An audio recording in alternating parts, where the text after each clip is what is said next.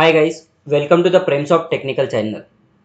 In the Python tutorial series, we are going to start with the list part number 4. So in the last lecture, we have completed about how to create the list, how to use the sum of the list function we have discussed. Also in the last lecture, I explain you about how to use the slice operator in the list. In today's lecture, I am going to explain you about how to print the list values in a sequential order by using the loops. I will explain you both while loop and for loop. After that, we are going to discuss how to do the sum of list values. Suppose example, I am having the list. I want to perform the sum. How to do it? After that, I am going to explain you what is length function, what is count function, what is index function, also append function. So today we are going to see all these points. So let us start with one by a example. So first of all, I am going to create one list here. Already now everyone is familiar with the list, how to read the list and all. So I have taken this list values. And then I will print the list value immediately. So up to here we have completed. Just I will save the program and I will take into the D drive, and my program name I will take it list4.py because our today's class number 4 in the list. So py space list4.py I am printing. So list is created. But now today what I want to do, I want to do everything with dynamic values. Nothing but I don't want to give the fixed value. I want to read it. Sir, how to read the values? We have to use eval function, and inside that I have to write input, enter the number. Just recall your all the last point which we discussed. Enter the list values. Now we can just make it little bit big. Okay, and this we will make it little smaller, so it will be perfectly okay. Now list values, and you know, if you don't want to pass that square bracket, how we have to write? We'll like list is equals to, or we'll take it L1 is equals to, just short we'll take it list function we have to use, and we'll convert L into list format. You know already that why we are using this format. If we do not pass the square bracket, so it will convert automatically. How? Those who are watching directly, just observe here. Suppose if I do not pass the bracket here, actually if I do not using the list function, what we have to do here is, okay, L1 I have to write. If I do not pass the list, if I am reading the values, I must pass the square bracket. If I do not pass the square bracket, by default your values will be converted into tuple. So it should not convert into tuple. So that's why we are using the list functions here. So even though if you do not pass the square bracket, your values will come in the list format only. Now why it is coming in the list format?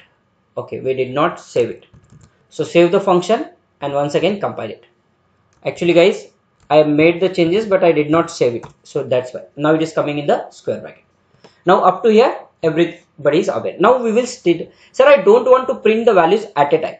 What I want to do, I want to print the value one after another, like first 10, then 20, then 30. How to print? By using while loop. So first we have to use the while syntax here. Sir, how many times the values we have to print? Sir, we don't know the value. So how to print the here values is, so I will take I is equals to 0. Now this for loop will repeat until I less than or equals to length of L1. Sir, what is this meaning of length of L1? Is nothing but length is a function and L1 is a value. How many values we will enter into the L1, that will be the length of this particular function. Suppose I enter 4 value, so it will length of this will be 4. So 4 times this for while loop will be repeated. Now what do I have to do? I have to print those values one by one. So how I will print? I will print here L1 of I. Sir, why L1 of I? I value is initially 0. So you know already index value will become, I value will become index value. So L1 of 0, nothing but first variable will be printed. Second time I will increment this value, I is equals to I plus 1.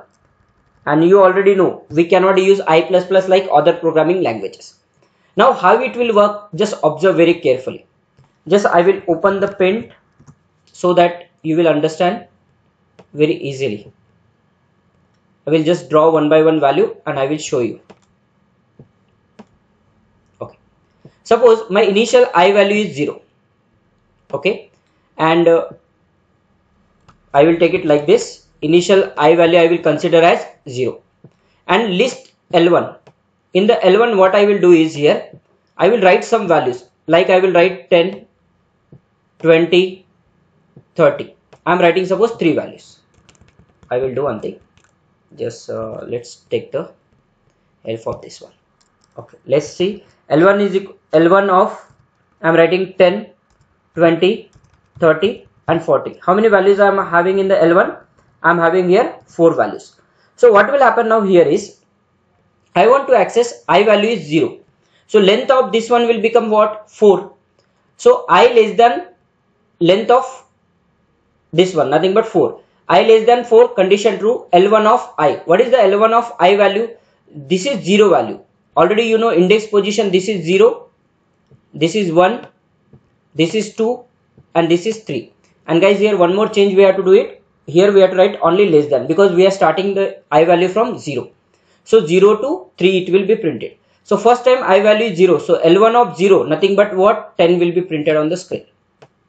Next time I plus 1, I value will become how much? It will become 1. So L1 of 1, that will 20 will be printed on the screen. It will become what? Next I plus 1 will become 2. So L1 of 2 is nothing but 30 will be printed on the screen. And then I plus 1, it will become 3. Then L1 of 3 is nothing but 40 will be printed on the screen. So just see, save and just compile and run the program now. Values I am giving same 10, 20, 30 and 40.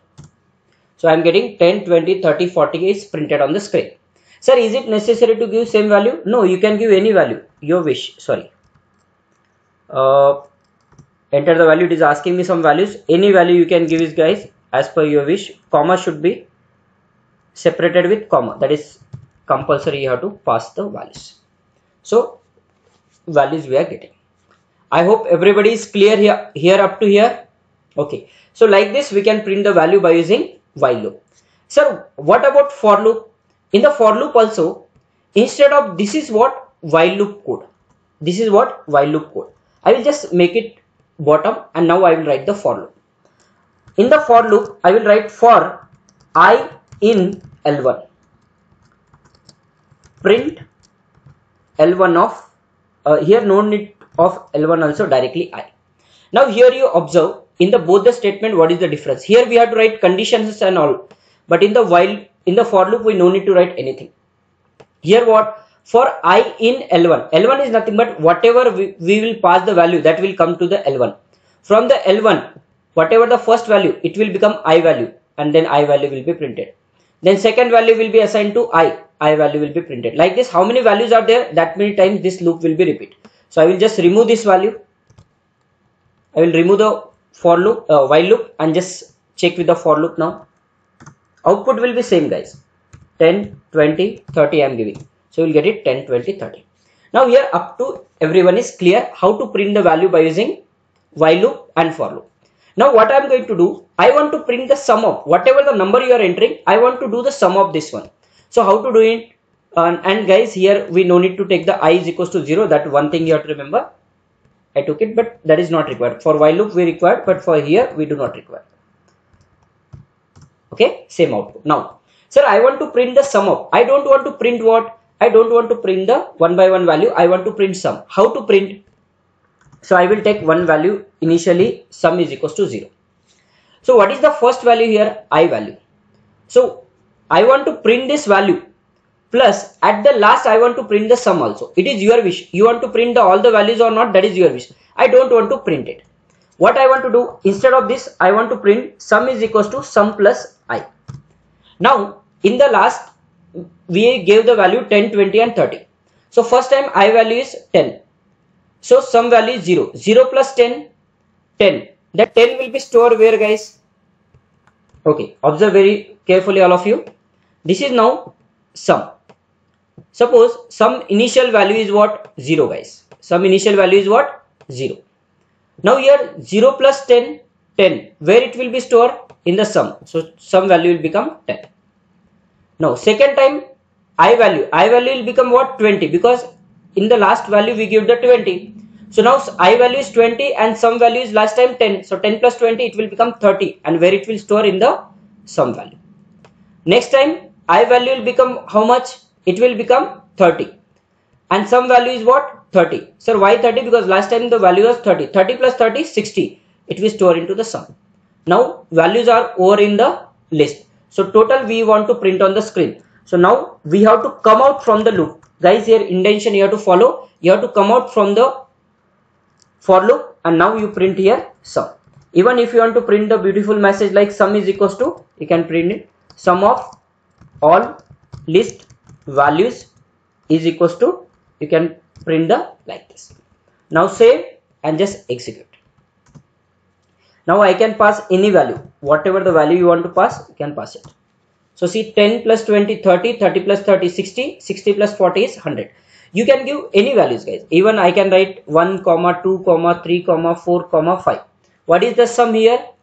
1 plus 2 3, 3 plus 3 6, 6 plus 4 10, 10 plus 5 15. So 15 will be printed on the screen. So like this we can print the sum of all list values. I hope everybody is clear up to here. Okay. Now one more common question, guys, which we get in the interview is what? Sir, how to print the only odd number or even number between this list? So the very simple. I will write here one condition: if I modulus 2 equals to 0. If this condition is true, I will print that value I, or just I will skip it. Observe very carefully, guys. In this situation, what I am going to do, already we know, we will get the first value from the I, nothing but list. If that value is divisible by 2, I modulus 2 is nothing but it will give the remainder. If that remainder is 0, then only I will print, otherwise I will just skip. Now what I will do, I will just execute this program. I am giving some mixed value 10, 2, 3, 4, 5, 15, 20, mixed values I am giving. But it will print only what? Even numbers it will print. So like this, if you want the even numbers, you can take I modulus 2 equals to 0, or I modulus 2 equals to 1. If you take it, you will get it what? Odd numbers. Now just observe here, all of you. I am giving mixed values, even and odd, but you will get only odd value, not even value. So like this, you can print the even and odd both the values. I hope everybody up to here it is clear. Okay. If you are having any doubt, just comment me. Now the next is how to use the length function. Just now we have seen the length means what. So I will not delete the code. I will keep up to here as it is. And just I will clear my command prompt. Now see here. Sir, length function is nothing but what? I want to check how many variables are there. Already we have seen in the while loop, but just I will check it here. Length of L1. So it will give me how many elements are there in the L1. So just see here. I am giving 10, 20, 30, 40 and 50. So how many variables are there? 5. Length, sorry. How many length of list is 5. So like this we can see. Next we are having, sir, count function. Sir, what is the meaning of count? Count is nothing but I want to check, like in the L1, how many 10 are there, or how many 5 are there, how many 6 are there. I want to check it. So for that we will use the count. So let us understand. Suppose I give here 20, 10, 30, 10, 7, 80 and 10. So I gave the 10 how many times here? 3 to 4 times. Now see, it will give me 4 times I printed, and just check it whether I gave 4 times or not. 1 time, 2 time, 3 time and 4 time. So count is a function to count how many times the occurrence of there of particular number. Whatever the number you want to count, you can give that value. I hope it is clear about the count. Next is index. Sir, what is the meaning of index? Is nothing but, suppose I want to write index of 10. Sir, 10 is there in my value. Suppose just execute this. I am giving 100, 40, 350, 10. I want to check 10 is on which position. So which position 10 is there? 3. 0 position, 1 position, 2 position and 3rd position. So on the third position 10 is available. So like this it will print the value. And make sure guys, if that element is not available, let us say I am checking the 1000. Do we have the 1000 in the list? No. Suppose I am giving 90, 45, 67, 89, 9 suppose. Do we have the 1000 here? No, we'll get the error. So make sure that if that index value is not available, you will get the error. So be careful when you are checking the index here. Everybody is clear? Okay. So now this is about what? Index value. So like this we can use these three functions, that is length, count and index. I hope everybody is clear up to here. Now let us go with the next very important function is append function. Sir, what is the meaning of append function? Sir, append function is nothing but, suppose I am having one list and my list is empty. Let us say we'll write everything in a fresh way. Suppose I am having one list and I am creating the empty list. Inside this list I want to read one by one element and I want to add it. How to add? I can write L1 dot append of, we can write names also guys. So I'm writing PR softwares, then I'm writing L1 dot append of PR software training,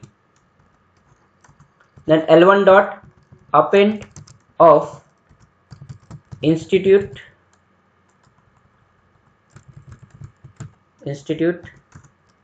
L1 dot append Hyderabad. So I'm writing this 4 string, nothing but I'm adding one by one, and then after adding I want to print. I will show you both the ways. First I'm showing you static, nothing but directly I'm giving the values. Just see the output. We are getting PR software training institute, nothing but in the list format my data is added. Sir, I don't want to add like this. I want to read from the keyboard. Can I read it? Yes, of course you can read it. Sir, how to read the values one by one? So it depends on your requirement, like how you want to read it. Sir, you want to read one by one or you want to use some loops. Suppose I want to use some loops for I in range of 5. Nothing but 5 values I want to add into my list. Range of 5 is nothing but 0 to 4 times it will execute. Sir, how to store the value? I will read the value like VAL is equals to input, enter the value, and now this value I will add to L1 dot append of value. Understand guys? First I am reading the value. Already you know input is a function to read the values. So whether you are reading string, integer, float, whatever you want to read, you can just add that value into the value, and that value I'm using the append function. Inside that I'm passing the value. Previously what we were doing, we were writing directly L1 dot append of, let us say I'm writing Hyderabad. So what I was doing here, instead of Hyderabad I'm passing what variable here? Value, and this value I'm reading from the keyboard. I hope you got clarity. But how many times I'm reading? 5 values I want to read. Save. Now just observe all of you. First I will clear. Now once again, see, enter the value. I'm giving 10. Second time I'm writing PR softwares, Python training, any values, 34.5. I gave all the mixed values.